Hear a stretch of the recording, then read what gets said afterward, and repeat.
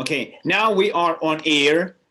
Everything works fine. And today's topic is going to be about decentralized financial system challenges and advantages. Our panelists are Alexandre Kech, Kelvin Ng, Alessio Quaglini, Daniel D. Weiner, and we're waiting for Onchain, CEO of Cointelligence. Now all the panelists are always here, and I think the best way to start from someone. Oh, Onchain also connected to us. Onchain, the first word go to you. Just make introduction and introduce all the panelists. Your mic is off. Please turn it on and go ahead. We don't hear you. Can you hear me now? Yes, for sure. Now it's clear. Okay, great. Hi, everyone. So who do we have? So we have Alessio, we have Kelvin, we have Alexandre. Okay, great. So I'm just going to start by introducing myself. I'm the founder and CEO of Cointelligence and Cointelligence Academy. At Cointelligence, we focus on education and research. We've analyzed more than 400 different blockchain and crypto companies, and our main focus these days is our academy. We are educating people about blockchain and crypto. We have free sessions, we have paid sessions, and we obviously connect the research with the education. That's a little bit about Cointelligence. Me, myself, personally, I'm beside the fact that I'm the founder and CEO, I'm also taking part in the research team. I'll just pass it on now to who would like to introduce himself next, please? Kelvin. All right, sure. You move. Okay, so I'm Kelvin from Plutus Ventures. We are a 200 million US venture fund. We have invested so far into more than 43 blockchain companies around the world. Our latest investment, whether direct or indirect, includes Compound, MakerDAO, Amber, and so on. Nice, nice. Quick intro. Thank you for that. Alessio, you want to go for, next? Sure. My name is Alessio Quaglini. I'm the CEO of HexTrust. We are a fintech company, and we focus on custody and building the financial markets infrastructure for digital assets. Thank you for that. Alexandre, do you want to introduce yourself, please? Sure. So Alexandre Kech, CEO of Onchain Custodian. So Onchain Custodian is a Singapore-based digital asset custody service. We also offer open finance services like lending and investment products to our customers who are exchanges, but also high net worth individuals and funds. Thank you for that.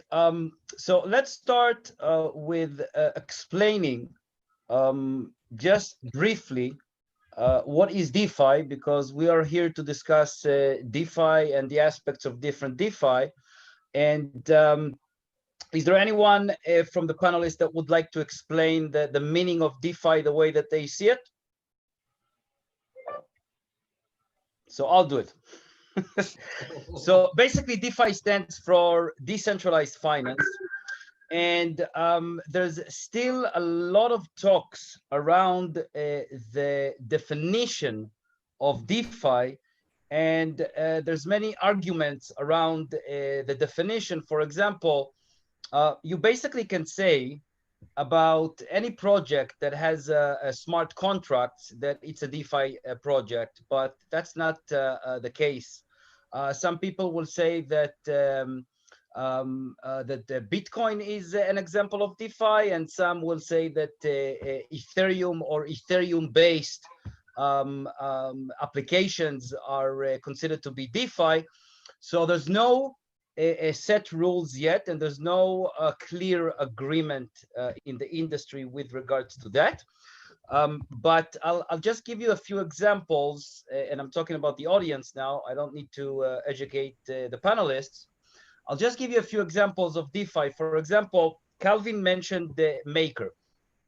Maker is a great example of a DeFi protocol that actually allows you to peg, and it's using an algorithm in order to do that. Another example of DeFi would be basically Maker and basically everything around lending and borrowing. We are seeing different companies, DeFi companies, going into that. We also see decentralized exchanges. Obviously, that's probably the biggest example to give. And I do want to discuss today shortly about the different problems that we have with DeFi. But before that, let's start. And I gave a very, very brief introduction about DeFi. Obviously, I will need at least 30 minutes to do a proper introduction for DeFi, but we do not have the time for that. And I'll just move on to the first question that I have for the panelists today. So I'll start with you, Alessio, and I'll ask you, what do you think are the main obstacles for the adoption of DeFi? Okay. Well, first of all, I think that well, there's a lot of obstacles because it's a complete shift of how we do things in the financial services. The adoption of DeFi, I mean, has been, I would say, slow, especially when compared with the theory. Yeah, but I mean, we're seeing recently quite a good pickup, and this is for a number of reasons. But in terms of obstacles, if we need to summarize 3 obstacles, I would say that the first one is that it's basically a new field for experiments, innovation, right?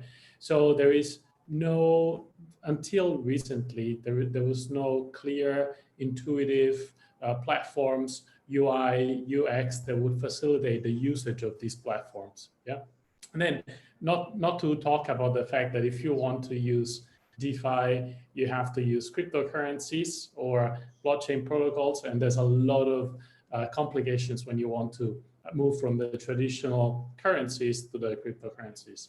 Secondly, technical risk. If there's a bug in a smart contract, basically there's a risk that the funds that are locked or that are used by the smart contract could be lost.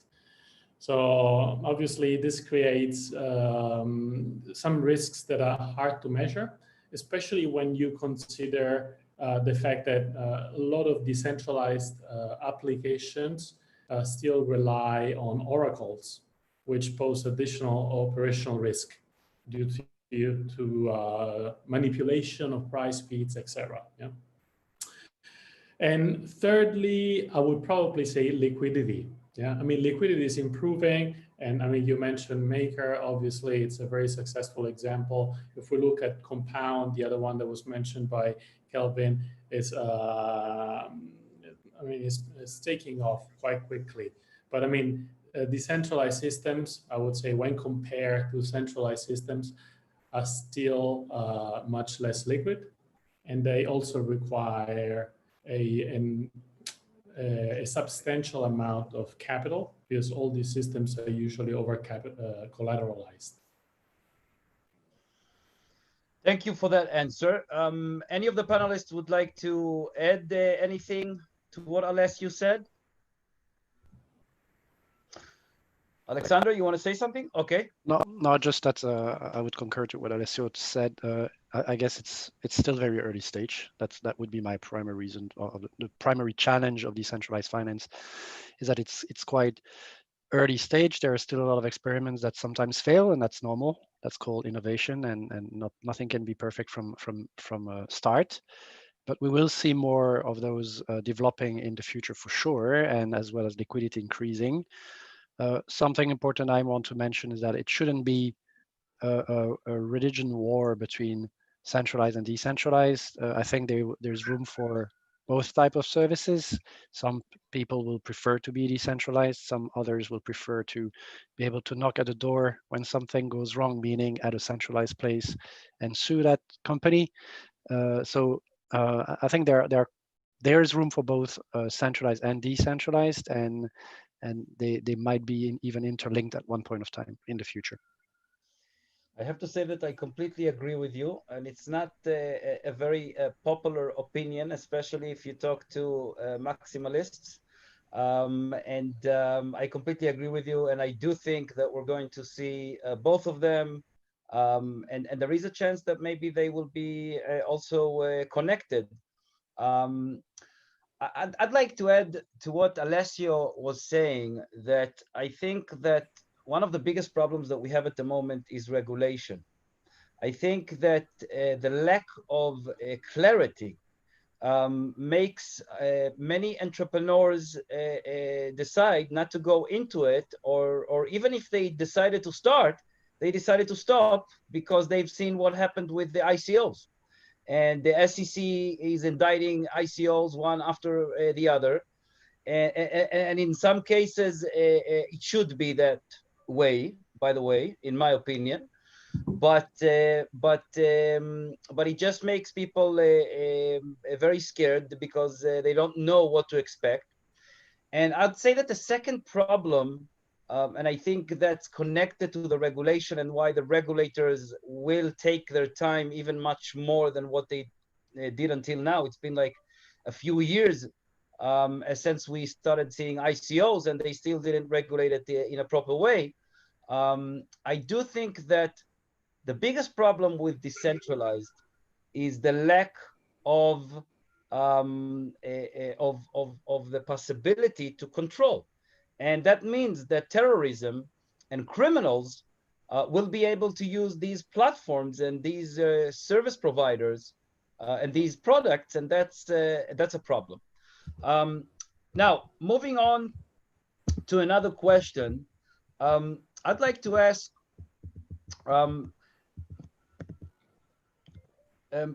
Calvin, can you tell us from your experience, how do you look at the DeFi market at the moment? How do you see the DeFi market evolving? Are there any specific companies beside the ones that you mentioned that you already invested in that you're looking at? Anything that you can share from your experience about the DeFi industry, let's call it, even though it's wrong to say the DeFi industry, but you know what I mean. Anything that you can educate us with regards to DeFi the way that you see it? So if you look at from an investor perspective, the DeFi market is probably divided into two areas whereby we look at it. One part would be that we look at the DeFi market as something that would disrupt the traditional finance market, which some of the DeFi business model might do that. And then we look at on the left-hand side is DeFi products that can make money. So we only invest into these two categories of DeFi business. One is that they can do disruption, they can make noise over the whole entire market. And on the left-hand side, we invest into those that we think that they will make us money. This is how we look at the whole sector of the market.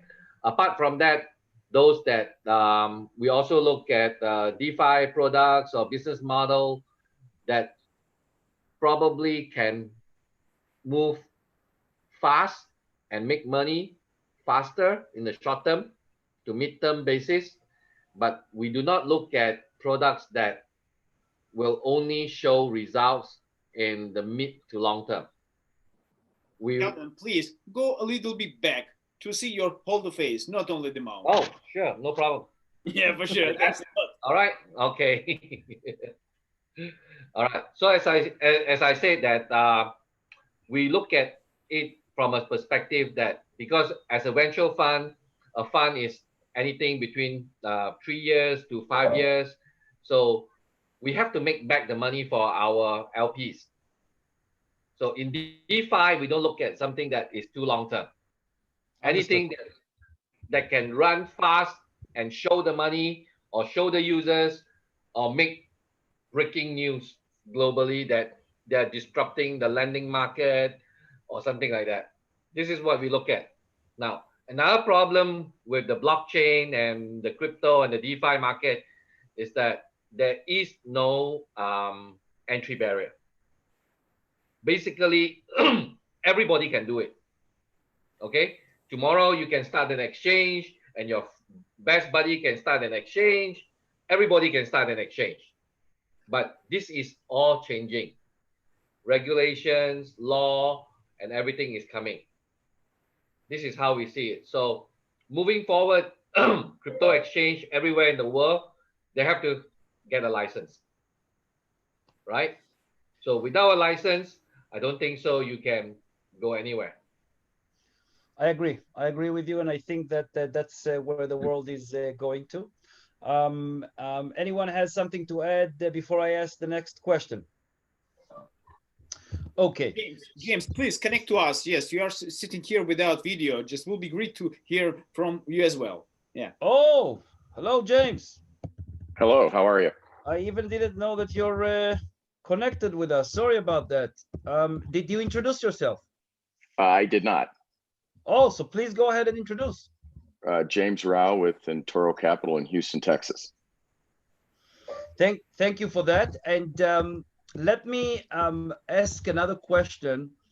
I think that I'll go for we talked about actually this. I'd like to ask Alexandre the next question. Alexandre, what do you think is the role of third-party custodians in playing in the mainstream adoption of open finance, centralized or decentralized? I think we provide a single window access to all those solutions for our customers. And I'm sure Alessio would agree with that. I mean, it's not that easy to maneuver around all those solutions, to do due diligence of all those solutions, to connect to all those solutions in a secure way and insured way. And that's what we provide as a third-party custodian. If you are an individual investor, be it rich or poor, I mean, a retail investor, and you want to connect yourself directly to all those services, you can do that. That's the beauty of decentralization. That's the beauty of blockchain in general. But many high net worth individuals or investors in general and retail customers do not want to deal with the complexity of managing a wallet or connectivity to those services. They just want the benefit of it, which can be a yield paid to them on a monthly, weekly, daily basis, and an easy access to those services. So that's, I believe, what third-party custodians can do, is provide a single window access to the assets you own and a way to deploy those assets into those decentralized and centralized open finance offering out there with the peace of mind that nothing's going to go wrong. And if something goes wrong, they can knock at the door of third-party custodian to ask for solutions. Thank you for that. Anyone has anything to add to that? Is Onchain custodian licensed?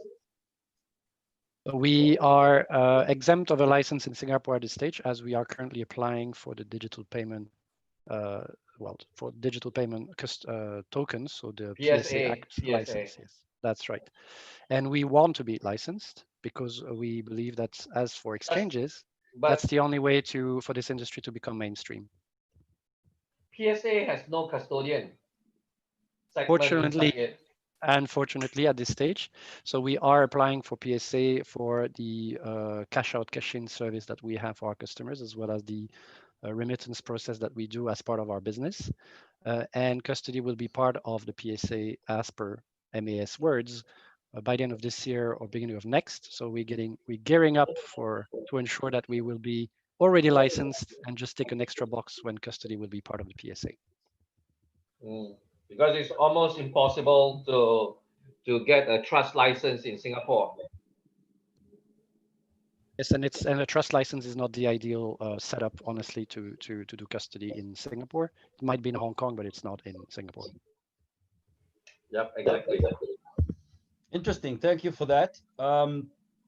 James, is there anything specific about DeFi that you see as growing, especially in the next a year or two? And it can be anything about DeFi. Yeah, you know, I'm a regulated broker dealer as well in the United States, so I'm, you know, right on the front line from a regulatory standpoint, and it's been anything but fun over the last 2 years. In fact, you know, FINRA and the SEC early on took a very antagonistic perspective of it. And I think it's changing a little bit, but you're still guilty until proven innocent with the regulators in the United States. So trying to be too innovative is actually a problem. There's a phrase that says, you know, pioneers catch all the arrows. And I've caught a few arrows doing digital securities, etc. So over the next year, I think it's, you know, given kind of the decentralized nature and virtual nature we all live in now anyway, I think it's going to turn, but I think it's going to be a slower pace than most people anticipate. I personally don't actually get into the technology myself. I'm more of a user of other fintech technologies. So for me, it's aggregating those. We have a platform we use to online 506c platform for most of our activities, and we integrate a lot of fintech APIs, et cetera, into our offerings, because at the end of the day, you know, you want your securities offerings to have everything as easy as you possibly can. People don't like friction, so you need to take the friction out of the system, and we're getting there. But you're still going to see a fair number of hurdles over the next couple of years as technologies become embedded. You've got to understand how at least U.S. regulators look at it. They look at it as something is wrong until it's proven right. It's innovation has been frowned upon in this particular, in the DeFi kind of blockchain era, and that has you know, it's kind of how it was started. People seem to forget that most technologies have historically, you know, come from bigger organizations down. Well, this, you know, blockchain and other related technologies came from the little guy coming up, and it's really the first time in financial history that that's happened, and it's thrown everybody off. So you don't get the buy-in that you would normally see in typical market innovation. I completely agree. Anyone would like to add to what James just mentioned? Okay, moving on to the next question. Calvin, I wanted to ask you as an investor, what kind of risks do you see with DeFi? And I'm asking from your eyes as an investor, not in general the industry. What risks are you trying to avoid? Well, from an investor perspective, I think investing in DeFi, there's quite a number of risks. One of them definitely is the regulatory risk, which is definitely coming. No countries, no banks likes decentralized finance, for sure. Okay, it is something that they cannot control. And especially coming from China, you within the next few months or within the next 6 months at most, you will see that China will have a huge play in the whole entire blockchain finance system, which will see decentralized finance and stuff greatly affected. Okay, I can't say it now, but bear in mind that you all heard it first here, and you will hear it in 6 months' time. So these are the kinds of regulatory stuff that worries us. Another thing that worries us is that is the DeFi product or services too early for the market. Now I can give a very good example in Singapore, okay, that somebody launched pay with crypto product all over Singapore 2.5 years ago, okay, and last year they closed shop, right? So right after they closed shop, end of last year, another one pops up and took over the whole market, and today every single crypto went to them and said, hey, please list me. I want my crypto to be able to pay for a cup of Starbucks. Okay, so it's all about timing. So the former one was probably too early, 2 years early, and this one is probably about the right timing. Okay, if anybody in Singapore today, over 1,500 outlets, you can actually spend your crypto easily. Just scan, click, and you can spend it already. Okay, so these are the two things. Regulatory is definitely one, and then timing is another. It's the risk that we look at. Thank you. James, do you have anything to add to that? No. Thank you. Moving on to a next question. And I think that we are going to have this question as the last one as our times run out. Alessio, I would like to ask you, is Alessio still with us? No, I think he left. He has actually a wedding anniversary today. So I'll ask you, Alexandre. I'll ask you, what do you think, how can a centralized custody play a role in decentralized finance systems? Well, actually, it's not that we are so much centralized. We are managing wallets which are decentralized on behalf of our customers. So we are alleviate the pain of customers who don't want to manage the complexity of managing wallets and private keys and so on and so forth for them. Yes, there is a centralized component to it in the sense that there is a single potential point of failure. That's why we have insurance to cover any risks, and as well as the enterprise grade technical and operational environment required to do that centralization of service. But in terms of technically, those wallets are still managed on a segregated fashion and are and can therefore be connected to any decentralized services that are out there. So so that's the role I think we play, is convenience and compliance and security around management of assets and the wallets that can be there connected to any decentralized finance services that our customers would want to be connected to. So that's the role, I think, of third-party custodian in that decentralized world. Gentlemen, I'm sorry, we have to finalize our conversation. Yeah. I was saying that's the last question. And now I will just ask the panelists to say any final words if they have anything to say. If you would like to mention how you can be reached and contacted, please feel free to start. Calvin, anything that you would like to say as last words? Last word, don't give up, continue. Somebody will become the next Amazon in DeFi.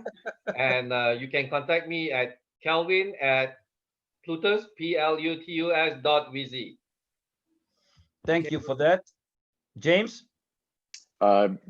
James Rao, Entoro Capital. It's JROW@entoro.com. One thing I would leave everybody with is that I think, you know, decentralization is more than just a single technology. It's a concept and a philosophy and the kind of the way of the world. It's not just a single component. I think it's bigger than that, and I think it goes to all aspects of technology and life. I think we're just focusing on one silo of that activity, but I think it's broader than that.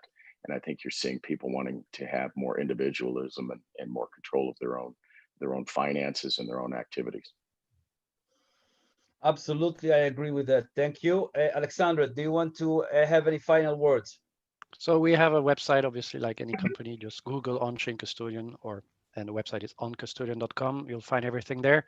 And we're happy to discuss with decentralized finance, as we already do with a few of them, to hook them up on our platform and enable our customers to use their service. So please connect with us. I think it's a industry collaboration that we will lead to mainstream adoption. Thank you very much, and thank you everyone for participating. And Sergey, I'm giving it back to you. Yes, Yavin, thanks a lot. Thanks a lot for your greatest moderation. Yeah, thank you guys that being here. It's really amazing for this really amazing discussion. I will see you a little bit later. I have to go to another panelist, to another speaker. Just see you a little bit later. Yes, bye. Bye-bye for now. Okay, bye.